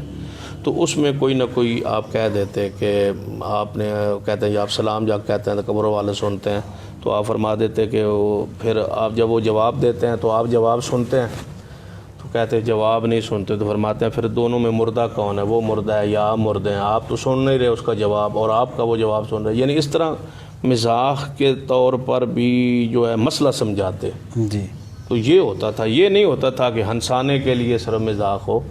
یہ حضرت شیخ القرآن رحمۃ اللہ علیہ کی تقاریروں میں ایسا مزاح نہیں ملے گا جس میں کوئی ایسی چیز ہو, یا کوئی انتہائی کوئی سیاسی جلسہ ہو رہا ہوتا تو اس میں کوئی ایسی بات ہو جاتی. تو لیکن اس طرح جو اس کو رواج بنا لینا, اپنا سٹائل بنا لینا, اپنا انداز بنا لینا, یہ نہیں تھا. اس سے مکمل پرہیز کرنی چاہیے اور ایسے لوگوں کا جو ہے اچھے انداز میں ان کو سمجھانا چاہیے, ان کا رد کرنا چاہیے. جو لوگ اس طرح کے سٹیج کو یعنی کہ صورت لے آتے ہیں یا بناتے ہیں, کبھی حوصلہ افزائی نہیں کرنی چاہیے اور ان کا رد ہو اچھے انداز میں ہو, جس بھی طرح ممکن ہو سکتا ہے, جس میں مسلک کی سبکی نہ ہو اور مسلک کی عزت وقار پر عرف نہ آئے. اور ان سارے دوستوں کو ساتھیوں کو سمجھانا چاہیے کہ آپ کی تقاریر میں یہ چیزیں ہیں اور نہیں ہونی چاہیے. ہم انشاءاللہ ان کے ساتھ اس معاملے میں کوشش کریں, دوستوں کو قائل کرنے کی کوشش کریں. ہماری ان کے ساتھ انشاءاللہ ہر لحاظ سے قائم رہے گا. شاہ صاحب, گانے کی طرز پہ رسول اللہ صلی اللہ علیہ وسلم کی نعت پڑھنا یہ کیسا عمل ہے؟ یہ ظلم ہی ہے, زیادتی ہے. گانے کی آواز میں اس سے بچنا چاہیے.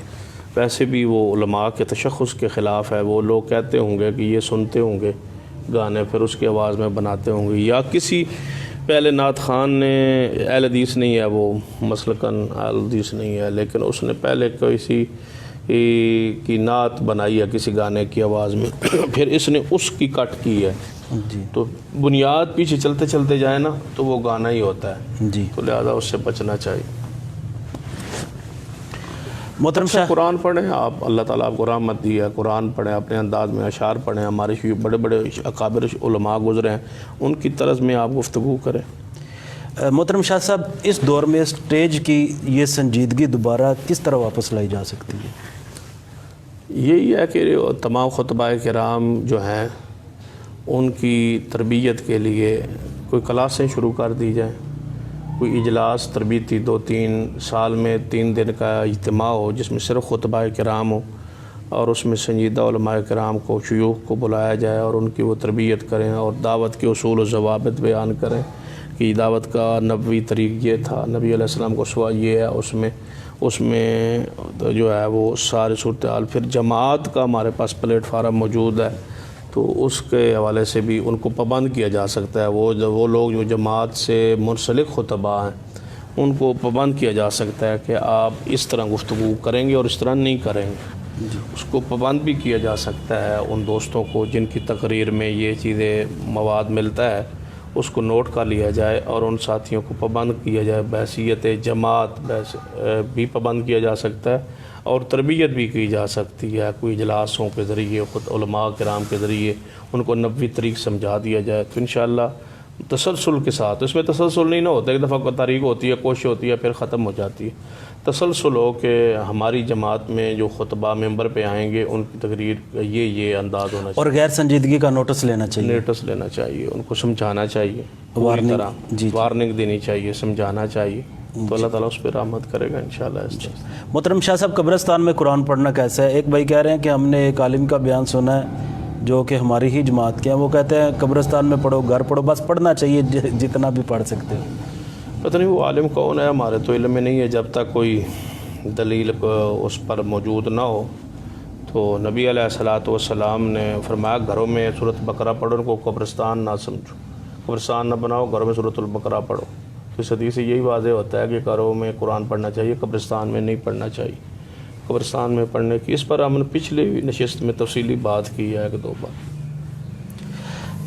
غربت یا پھر لا علمی کی وجہ سے والدین عقیقہ نہ کر سکیں تو کیا ایک بھائی بڑا ہو کر اپنے تمام بہن بھائیوں کی طرف سے عقیقہ کر سکتا ہے؟ ہاں جی کرے، وہ سارے بکرے انشاءاللہ پورے کرے، ہمیں بھی کھلائے.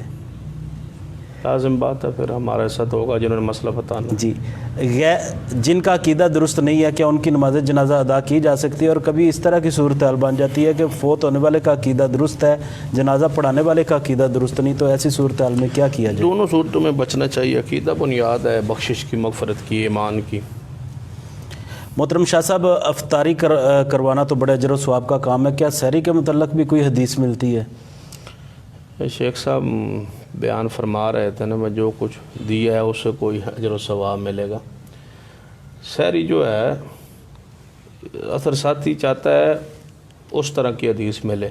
ہر بندے کی اپنی خواہش ہوتی ہے کہ حدیث اس قسم کی ہو. جی، جس طرح افطاری والے کے بارے میں آگے، جو افطاری کسی کو کرواتا ہے نا اس کو اتنا ہی ثواب ملتا ہے جی، جتنا روزے دار کو روزے کا ملتا ہے، اور روزے دار کے ثواب میں کمی واقع نہیں ہوتی. وہ چاہتا ہے کوئی اس طرح کی حدیث مجھے ملے. جی، اس طرح کی حدیث تو ہمارے علم کے مطابق نہیں ہے، لیکن نبی علیہ الصلوۃ والسلام نے فرمایا کہ سحری کرو. سحری کے کھانے میں اللہ نے برکت رکھی ہے، برکت ہے اس میں. جی، یہ مبارک کھانا ہے. سیدنا ارباز بن ساریہ رضی اللہ تعالیٰ عنہ جا رہے تھے، نبی علیہ الصلوۃ والسلام کو آواز دی، بتایا ہلم الی الغداء المبارک، کہ آؤ مبارک کھانے کی طرف، سحری کے ہمارے ساتھ کھاؤ، یہ مبارک کھانا ہے. جی. پھر قرآن پاک میں بھی سحری کھانے کا حکم ہے، وَكُلُوا وَاشْرَبُوا، آگے تو وضاحت موجود ہے حَتَّىٰ يَتَبَيَّنَ لَكُمُ الْخَيْطُ الْأَبْيَضُ، کہ آپ سحری کھاؤ. قرآن پاک میں بھی اس کا حکم دیا گیا ہے. یہود و نصارہ کے روزے میں یہی اور مسلمانوں کے روزے میں یہی فرق ہے کہ ہم سحری کھاتے ہیں، وہ سحری نہیں کھاتے. تو سحری کھانی چاہیے. ایک اور حدیث ہے جو نبی علیہ الصلوۃ والسلام نے ارشاد فرمائی ہے، ان اللہ و ملائکتہ یصلون علی المتطہرین، کہ بے شک اللہ اور اس کے سارے فرشتے سحری کھانے والوں پر رحمت بھیجتے ہیں. اللہ رحمت بھیجتا ہے، فرشتے اس کی رحمت کی دعا کرتے. جس طرح الفاظ ہے نا، ان اللہ و ملائکتہ یصلون علی النبی، ان اللہ و ملائکتہ یصلون علی المتطہرین. تو لہذا سحری لازم بات ہے، جب آپ کھا رہے ہوں گے فرشتے رحمت کے آپ کے لیے مغفرت کی دعا کر رہے ہیں، اللہ کی طرف سے رحمت نازل ہو رہی ہوگی، تو جتنے بھی آپ کے گھر میں کھا رہے ہوں گے سب پر رحمت و برکتوں کا نزول، گویا آپ پر رحمت و برکتوں کا نزول ہے. تو روزہ آپ رکھوائیں، سحری کے لوگوں کو کھلائیں، اس میں برکت ہے، اس میں رحمت ہے. اور مبارک سحری، برکت والا کھانے جو سحری ہے وہ کھجور ہے. ہمارے ملک میں نا، پاکستان میں خاص کر افطاری میں تو کھجور ہے، سحری میں کھجور کا رواج کم ہے. حالانکہ بہترین برکت والی سحری جو ہے وہ کھجور کے ساتھ ہے. کھجور کے ساتھ روزہ رکھنے سے میں سمجھتا ہوں کہ قوت استطاعت میں جو ہے نا اضافہ ہوتا ہے، اور کمی واقع نہیں ہوتی، کمزوری نہیں ہوتی. بندے کو چاہیے کہ مسنون سحری کا بھی انتظام ہو، کچھ نہ کچھ کھجور کا بھی استعمال کرے. ہمارا سالن جان نہیں چھوڑتا. جی، بہت شکریہ شاہ صاحب. آپ کی طبیعت بھی کچھ ٹھیک نہیں تھی، لیکن اس کے باوجود آپ نے وقت دیا. ہم کوشش کریں گے کہ یہ پروگرام نماز تراویح کے بعد ہوگا. ایک بھائی کہہ رہے ہیں رمضان المبارک کے والے سے کوئی صرف ایک نصیحت فرما دیں. یہ لوگ افطاری ہم پہ پڑ جائے صاحب. جی، نبی اکرم صلی اللہ علیہ وسلم رمضان المبارک کے حوالے سے جو آپ ہی نصیحت فرماتے تھے وہی ہے جو اصل روزے کا مقصد ہے. اور جب بھی کوئی آپ سے نصیحت کرنے کا کہتا تو آپ فرماتے کہ اتق اللہ، اتق اللہ، اللہ سے ڈرو. یعنی اللہ تعالیٰ سے ڈرنے کا حکم رسول رحمت صلی اللہ علیہ وسلم فرماتے. اور روزے کا مقصد بھی یہی ہے، اللہ کا ڈر. ہاں، لعلکم تتقون، تاکہ تم پرہیزگار. اور یہ جب اللہ سے ڈرتے رہو گے تو کوئی گناہ نہیں کر سکو گے. جب اللہ کا ڈر ختم ہوتا ہے گناہ اسی وقت ہوتا ہے. تو جہاں بھی ہو اللہ سے تقویٰ کی نصیحت کرتا ہوں کہ اس سے ڈرتے رہیے. گناہوں سے اپنے آپ کو بچاتے رہیے، اور ایسے تصور کیجیے کہ وہ مجھے دیکھ رہا ہے۔ بلکہ میں وہ اگلے دن کوئی سن رہا تھا کہ کوئی یعنی کہ اللہ تبارک و تعالیٰ اس طرح ہم یعنی کہ لوگوں کے تصور سے، والدین سے، بھائیوں سے، دوستوں سے ڈر چھپ کے گناہ کرتے ہیں۔ جی کاش وہ میں پڑھ رہا تھا ایک محدث کا بڑا سخت جملہ تھا جس نے مجھے تو ہلا کے رکھ دیا ہے۔ وہ فرماتے ہیں کہ اللہ تبارک و تعالیٰ کیا کہتا ہے کہ میرے بندے، میں ہی رہ گیا ہوں جس سے تو نہیں ڈرتا۔ اللہ، یعنی باپ سے بھی تو ڈر رہا ہے، ماں سے ڈر رہا ہے، بہنوں سے ڈر رہا ہے، بیٹیوں سے ڈر رہا ہے، دوستوں سے ڈر رہا ہے، رشتہ داروں سے ہر بندے سے ڈر کے چھپ کے تو گناہ کرتا ہے، پھر میں ہی رہ گیا ہوں جس سے تو نہیں ڈرتا۔ بس اسی پہ ختم کرتے ہیں۔ شیخ محترم، جس طرح کے دعا کے فضائل بھی بیان ہوئے اور یہ وقت بھی بڑا قیمتی ہے دعا کے لیے، تو امت مسلمہ کے لیے دعا کر دیں اور بیماروں کے لیے خصوصی دعا کر دیں، اللہ تعالیٰ شفا عطا فرمائے۔ ہاں جی، دعائیں آپ بزرگ ہیں، آپ کی دعا میری طرح آج۔ بسم اللہ الرحمن الرحیم، الحمدللہ رب العالمین، الرحمن الرحیم، مالک یوم الدین، لا الہ الا اللہ یفعل ما یرید، اللہم انت الغنی ونحن الفقراء، اللہم انت الغنی ونحن الضعفاء، الف لام میم، اللہ لا الہ الا هو الحی القیوم، اللہم انت الاحد الصمد الذی لم یلد ولم یولد ولم یکن له کفوا احد، اللہم صلی علی محمد وعلی آل محمد کما صلیت علی ابراہیم وعلی آل ابراہیم انک حمید مجید، اللہم بارک علی محمد وعلی آل محمد کما بارکت علی ابراہیم وعلی آل ابراہیم انک حمید مجید۔ اے اللہ، ہم سب کا یہاں مل بیٹھنا، دین کی باتیں کرنا اپنی بارگاہ میں قبول فرما لے۔ جن ساتھیوں نے جو سوالات کیے ہیں، جو جوابات یہاں سے نشر ہوئے ہیں، اے اللہ اپنی رحمت کے ساتھ سب کو ان پر عمل کرنے کی توفیق عطا فرما، ہم سب کو دین اسلام پر عمل کرنے والا بنا دے۔ اے اللہ ہر قسم کی چھوٹی بڑی نیکی کرنے والا بنا دے۔